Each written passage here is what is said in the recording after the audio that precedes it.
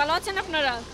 জি জি, আলহামদুলিল্লাহ ভালোই লাগছে। আজকে তো আমাদের উদ্বোধন হলো মহিলা বাস সার্ভিসের অনেক কাঙ্ক্ষিত। এই রমজান থেকে শুরু হবে একটা সবার মনের মধ্যে একটা আগ্রহ অনুপ্রেরণা ছিল যে কখন হবে। তো এখন শেষ পর্যন্ত এটা সফল এবং সুন্দরভাবে উদ্বোধন হলো।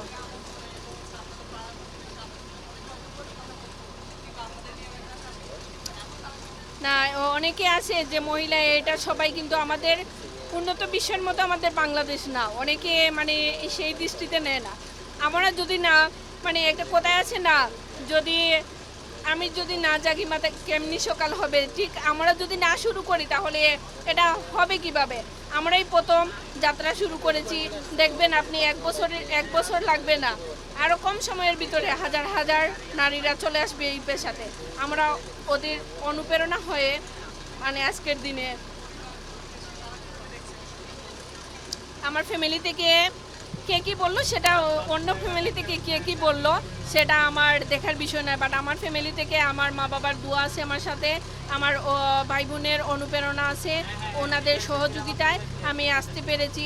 বন্ধুবান্ধব আত্মীয় স্বজন আমার স্যাররা সবাই সহযোগিতা করেছে। আমার বিআরটিসির জিএম ম্যাডাম, নুসরাত ম্যাডাম, কারিগর জিএম, তারপর টেকনিক্যাল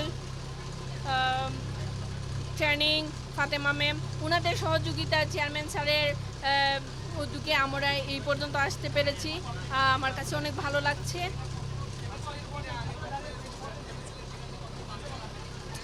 সেটা বলতে পারেন, মানে আমি ছোটোবেলা থেকেই স্বপ্ন দেখতাম আমি ডাইভিং করতেছি। 11 সালে সেটা মন্ত্রণালয়ে আমি আবেদন করেছিলাম মহিলাদের জন্য, মানে ট্রেনিং করার জন্য। তো সেটা 18 সালে পাস হয়ে এসেছে। তারপর আমি যখন জেলা পরিষদের ট্রেনিং করছিলাম তখন বলছিলাম যে পুরুষের পাশাপাশি আমরা করব। তো একটা আবেদন করে আমাদেরকে 2018 সালে সেটা আসে এবং 2021 সালে সারা বাংলাদেশে একটা নিয়োগ দেওয়া হয় পুরুষের সাথে কম্পিটিশন করে। আমি এটাই আমার নিজেকে ধন্য মনে করেছি যে যখন 204 জন পুরুষের সাথে কম্পিটিশন করে একটা মেয়ে আমি যখন টিকেছি, তখন আমার কাছে অনেক ভালো লেগেছিল। আর এখন সারা বাংলাদেশে মহিলাদের মধ্যে আমি একজন, আমি সিলেট বিভাগের মধ্যে একজন নারী হিসেবে, সিলেটের মেয়ে হিসাবে আমি নিজেকে গর্বিত মনে করছি।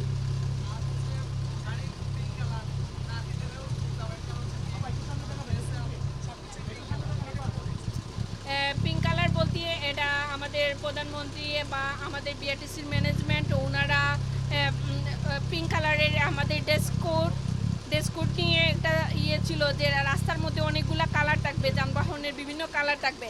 তো পিঙ্কিশ কালারটা এর জন্য দেওয়া হয়েছে দূর থেকে যাতে দেখে মনে হয় ওটা লেডিস বা তো আমরা যখন ট্রেনিং করতাম, ট্রেনিংয়ের সময় বলতো, এই ফাজলামি করে জানালার পাশে দিয়ে বলতাম, উস্তাদ মহিলা ড্রাইভার আছে, সাবধানে যাইয়েন, চাপ দিয়েন না, এরকম করে মজা করতাম। তো যেহেতু ওনারাই বলতেন, হেসে হেসে যেত, আমাদের সাথে খারাপ ব্যবহার করে নাই।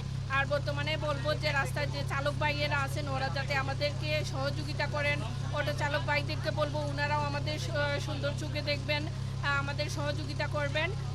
বাস চালক ভাইদেরকে বলবেন ওনারাও সহযোগিতা করবেন।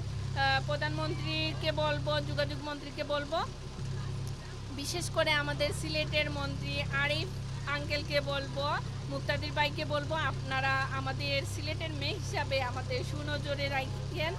আর আইনশৃঙ্খলা বাহিনীকে বলবো আমাদের সহযোগিতা করার জন্য, ট্রাফিক সার্জন ওনাদেরকে সহযোগিতা করা, মানে সকলের সহযোগিতার মাধ্যমে আমরা আমাদের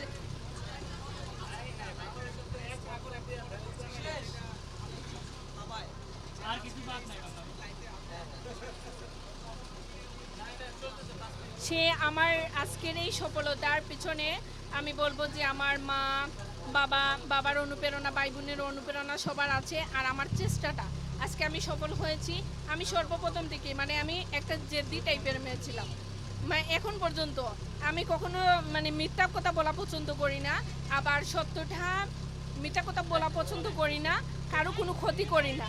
আমি চাই আমার ডানে বামে যারা আছে, আশেপাশে যারা আছে সবাই ভালো থাকুক আর সুন্দরভাবে থাকুক। তবে আমি খুব জেদি মেয়ে, একটা জিনিস যদি আমি বলি ওইটা করব, মানে করেই ছাড়বো। অন্যরা যেটা পারবে না করতে সেটা আমি চাই আমি ওটাই করব, মানে চ্যালেঞ্জিং কাজগুলো করতে আমি পছন্দ করি। অন্যর দ্বারা যেটা সম্ভব না সেটা আমার দ্বারা সম্ভব। আর মিথ্যা পছন্দ করি না। এখন যেই হোক না কেন, মিথ্যা অন্যায় করলে আমি আমার অধিকারটা কেড়ে নেব, সেটা আমার ন্যায় পাবে। কিন্তু কেউ আমার সাথে অন্যায় করলে সেটা আমি পার দেব না।